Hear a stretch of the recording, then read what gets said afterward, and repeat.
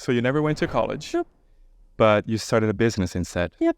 How was that journey? Let's talk about that. I think in my mind, the reason I wanted to go to business school is because ultimately I really looked up to my mom, and she was a very successful entrepreneur. And I'm like, well, business school must be the way to go, because that's where I'll have a higher education and learn how to run a business. Fun fact, my mom never even went to business school herself, and she has a successful business. So here I am today. I got to start a business with the help of my parents, and I'm so grateful for that. I did not need to go to business school to start. And how did that start? What is your business about? My business is, well, okay, here's where I'll start. My mom got very, very sick in 2015, 2016. If you look at our picture together when I graduated and she's beside me, she looks like a twig. She was so skinny. She had lost so much weight. She had a lot of her organs removed. She had to stay like at home for like 3-4 months.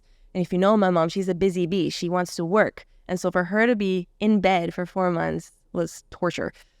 It was during that time she was looking for some ways to heal her body without taking a whole bunch of medication that had all these horrible side effects.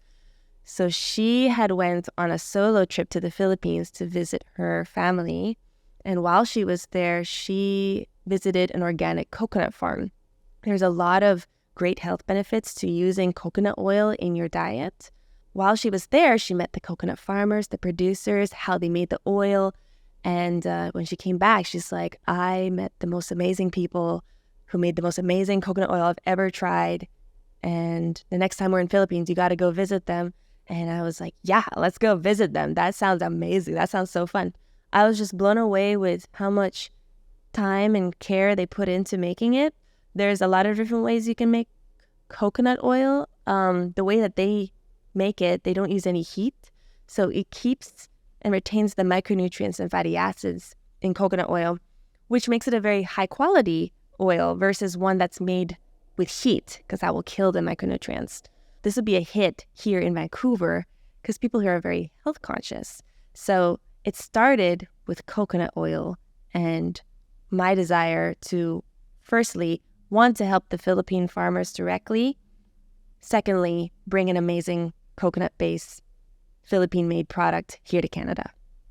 Was it for skincare only? Originally, we were thinking, because we have the medical aesthetics business, we would have, skincare and food. As we continued forward, we decided, okay, let's just focus on the food and let's see where this goes. And from the coconut oil, we expanded to different coconut products, such as coconut jam, coconut vinegars, coconut amino sauce, coconut vegan jerky. That's a great snack.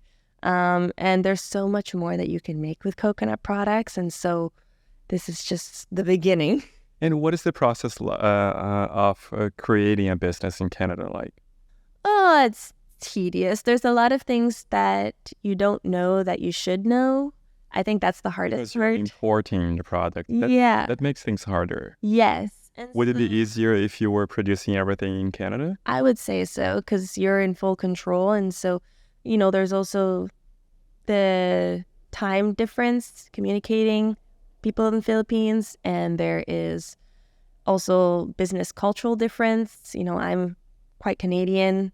Thankfully, I have my mom that can help me understand Filipino business cultures, so how to best communicate with the producers in the Philippines. Just getting the product from Philippines to Canada can be very tricky. And so my dad, he helps with the logistics.